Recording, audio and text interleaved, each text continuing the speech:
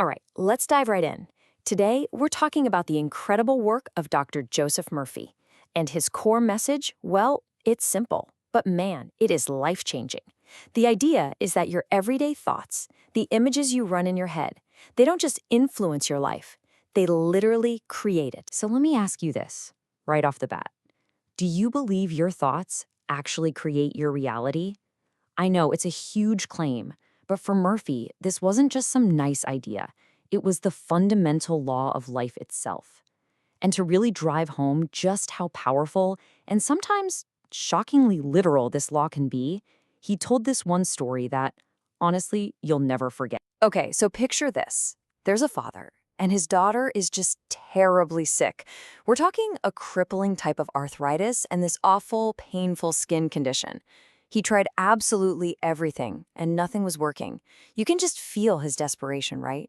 He got to the point where he would just say, almost like a prayer, over and over, I would give my right arm to see my daughter cured. And then one day, the family gets into this horrific car crash. And in the accident, the father's right arm is literally torn from his shoulder. But here's where it gets absolutely wild. When he gets home from the hospital, he finds out his daughter's arthritis and her skin condition, they were completely gone, vanished. It's a shocking story for sure, but it teaches a crucial lesson. Your subconscious mind doesn't get jokes. It doesn't understand metaphors. It takes you at your word. I know, that story is jarring, but it perfectly sets up Murphy's main point. We're always looking for answers out there, right? In the world. But the real source of everything we experience, for good or for bad, isn't outside of us. It's right here, in the world within. And this right here, this is the bedrock of his entire philosophy. Think about it. Everything in your outer life, your health, your finances, your relationships, all of it was first a blueprint in the inner world of your mind. And the crazy part is, most of the time, we don't even realize we're the ones drawing the plans. But here's the good news. This amazing power, it's not for a select few. It's inside every single one of us. Murphy calls our subconscious a treasure house for a reason. And the key to unlocking it isn't some complex, secret formula. It's simply about changing your habitual thinking. That's it. It's about taking the wheel and consciously choosing the thoughts and feelings you feed into that powerful inner world. Okay, so how do we actually use this power? Well, first, we gotta understand the machinery we're working with. According to Murphy, your mind isn't just one single entity. Think of it more like a partnership between two very different but totally connected parts. The best way to think about it is like a ship, okay? Your conscious mind, that's the captain up on the bridge. It's the watchman at the gate. It's the part of you that thinks, that reasons, that chooses. The captain gives the orders. Now your subconscious mind, that's the crew down in the engine room. They don't argue with the captain. They don't ask questions. They just feel the orders and carry them out no matter what. The subconscious is the silent, powerful force that actually builds the ship, or in our case, builds our body and all of our life experiences. And this is such a critical point. The subconscious mind is unbelievably powerful, but it's also completely impartial. It's like fertile soil. It'll grow whatever seed you plant, a beautiful flower or a poisonous weed. It accepts whatever your conscious mind gives it. It doesn't argue with you, it doesn't judge you, and as we saw in that first story, it definitely doesn't have a sense of humor. It just acts, powerfully and automatically, on the blueprints it receives. So if the captain, our conscious mind, is giving the orders, how do we make sure we're giving the right ones? This is where we get to the how-to. It brings us to the actual technique Murphy laid out, which he called scientific prayer. And don't get hung up on the word prayer. He saw it as a totally reliable, repeatable process, a scientific way to direct that inner power based on how the mind actually works. And you know what? The process itself is surprisingly simple.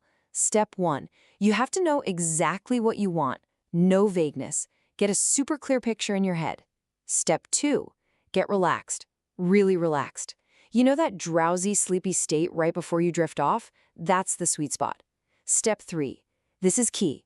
You imagine the happy ending. You see your desire as already finished, already done.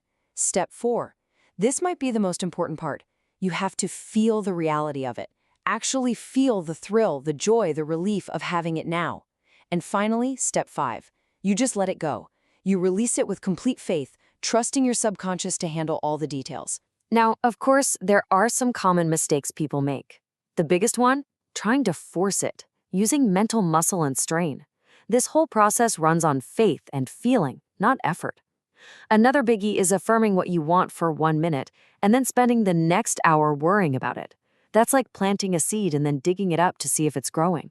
Your only job is to get that feeling of the wish fulfilled and hold it. Freaking out about the how and the when just sends a message to your subconscious that says, hey, I don't really trust you to handle this. But once you get the hang of this technique, you can start drawing up entirely new blueprints for your reality. And Murphy showed exactly how this applies to the big 3, right? The areas we all think about: our money, our health, and our relationships. Let's talk about wealth. For Murphy, it wasn't about just working harder and harder. It starts inside with a deep conviction. You have to build what he called wealth consciousness.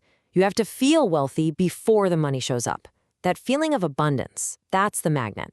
That's what actually pulls wealth into your experience. And what about health? His view here is pretty radical. Remember how the subconscious is the builder of the body? Well, a builder needs blueprints. And our thoughts are those blueprints. So thoughts of fear, anger, or resentment, they can literally create a blueprint for sickness. But thoughts of peace, harmony, and wholeness, they provide the blueprint for perfect health. And this law works the exact same way with relationships.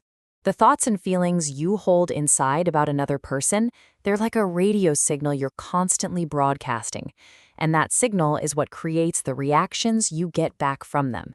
So if you want loving, harmonious relationships, you have to broadcast love and harmony from within.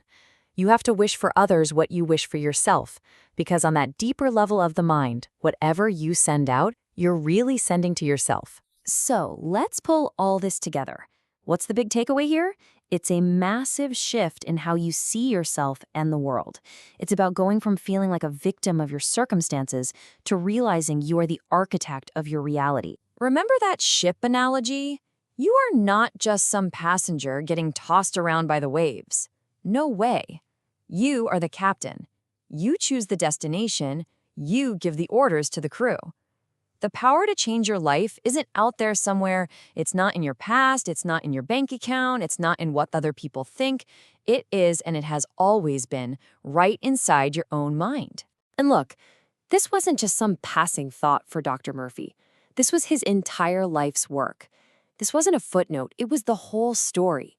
I mean, he wrote over 30 books about this, sharing these exact principles with millions and millions of people all over the globe. So it all comes down to this. The power is already there. That treasure house he talked about, it's already inside you. The only question that really matters now is, what are you going to choose to create with it?